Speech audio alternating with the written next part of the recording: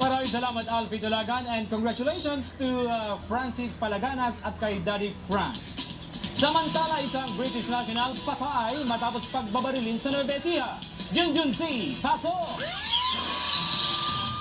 Dalawang tama ng bala mula sa hinihinalang kalibre 45 baril ang tumapos sa buhay ng isang 58 anyos na British national na si Graham Fall Bailey nang pagbabarilin ito ng dalawang suspect sa kanto ng Lucy Street, de Guzman Subdivision, Barangay Bantog Norte, Cabanatuan City.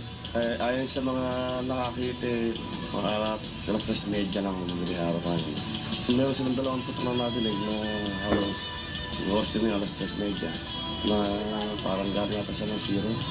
Tapos galing zero, yun nga, hanggang nabutan sa site na yan na nakabulagtana. Dalawang basyo ng caliber 45 ang na-recover ng Soko malapit sa bangkay ng biktima na pinaniniwala ang malapit ang binaril.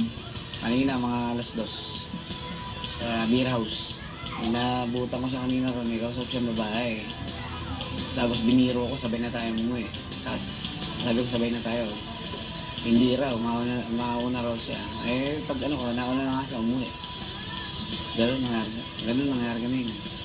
Tapos nakita ko na lang na, patay na pala. May nakapagsabi din umano sa bayaw ng biktima na nakapag-withdraw pa raw si Bailey bago mangyari ang pamamaslang. Bandala.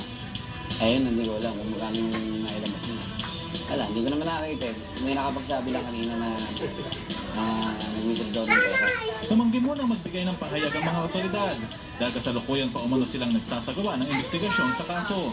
Pero tiniyak nilang may tinutumbok na silang suspect sa nangyaring krimen. Mula sa Nueva Ecija, ako si Junjun C. Naghahatid ng Balitang Amyanan. Daan-daan mga nakumpiskang paputok sa